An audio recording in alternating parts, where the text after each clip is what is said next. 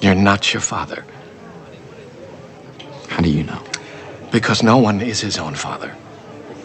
I'm not my dad, no matter how hard he tried to beat that idea into me.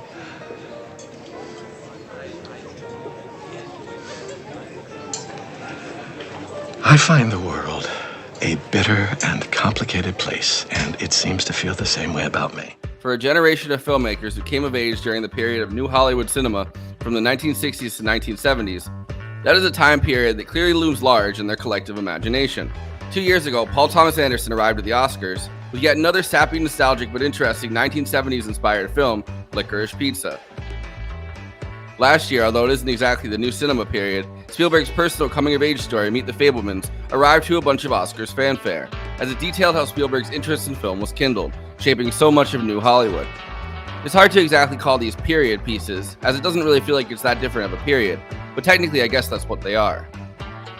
This year, Alexander Payne arrives back at the Oscars with his own 1970s coming-of-age drama, The Holdovers. Alexander Payne basically commissioned this film from the screenwriter David Hemingson. At this prep school, I call it, the name of the pilot Stonehaven, and it was very much the story of like me going to the school. My father, my parents divorced, and I was kind of estranged from my dad. He was teaching there, and it was sort of like, and then my uncle, who sort of had become my de facto father, this sort of troika of people, that were influencing me. And Alexander got a hold of it, and had been thinking about this idea for about a dozen years about a prep school over Christmas, and called me up out of the blue. I almost hung up on him because I thought someone was bullshitting me. David Hemingson has mostly done TV production and writing. His most prominent TV projects have been Don't Trust the Bitch in Apartment 23 and Whiskey Cavalier. Payne read Hemingson's TV pilot about his time in boarding school and asked him to write it into a screenplay. Picked up the phone. David Hemingson, Alexander Payne. And I was about to say, fuck you, Bob, and hang up. And then I saw the Omaha area code, and I was like, oh, is this really Alexander Payne? He's like, yeah, no. And he said, I read your TV pilot, I loved it. I thought, okay, great, he's gonna make my pilot. Immediately said, I don't want to make your pilot, but I would love it if you wrote a movie for me in the same world.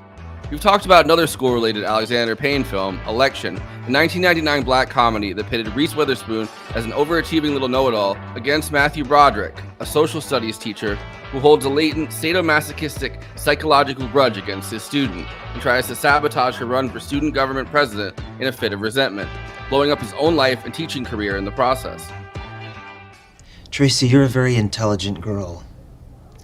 You have a lot of admirable qualities.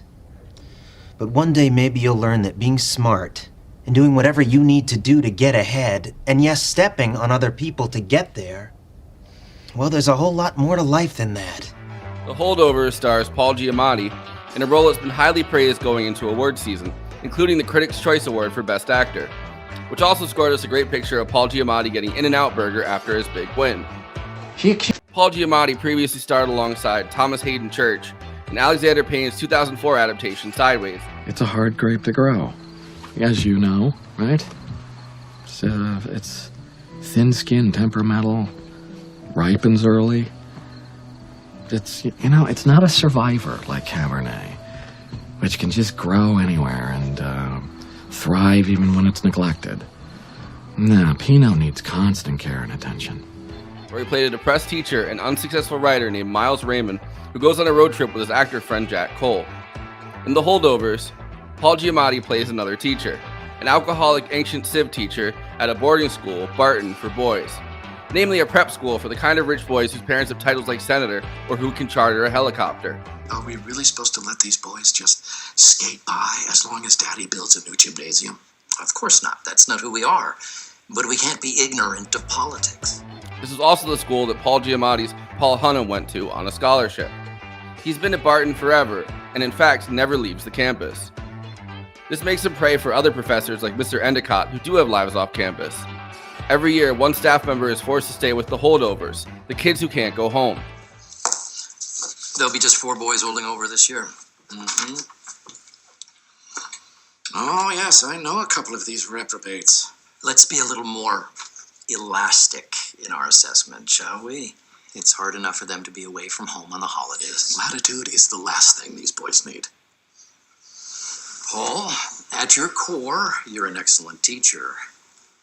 But your approach to the students is rather traditional. Because he's not planning to leave campus, and because his new boss and former student is mad at him for flunking an important senator's son, Paul gets stuck taking Mr. Endicott's job watching the Holdovers. Joining him is Mary Lamb, played by Divine Joy Randolph, the grieving mother of a recent graduate killed in Vietnam and the school cook. Those two are gonna get a divorce. How do you know? I recognize that look of stale disappointment. She hates him. How long were you married? I was engaged to Curtis's father, but he died before I gave birth. He worked in the shipyard, and one day they was carrying this big cargo pallet, and the cable snapped. Mary took this job to get her now deceased son free tuition, but since he couldn't afford college, he got drafted into the military. I'm so sorry. I took this job when Curtis was small because I wanted to ensure that he was going to have a good education. You know, he flourished here. Yes. No, he was a great kid. I had him one semester. Very insightful. He hated you. And after good fortune takes the other 4 kids on a ski trip, the last holdover, Angus Tully, played by Dominic Sessa. Angus Tully's mom and his new stepdad leave him behind so they can go on their honeymoon in St. Kitts. Angus Tully is very bright, but has a huge discipline problem, something that enrages the traditional and uptight Paul Hunnam on a regular basis. A lesser film would probably pit Tully and Hunnam against each other, turning this unfortunate situation into The Breakfast Club. And in one of the best sequences in the film, it does lull you into thinking exactly that. Paul Hunnam chases Angus Tully throughout the school yelling about detention. You just earned yourself a detention, sir. Now get back here. Being here with you is already one big fucking detention. Son of a bitch, that's another detention. But that's not what the Holdovers wants to do.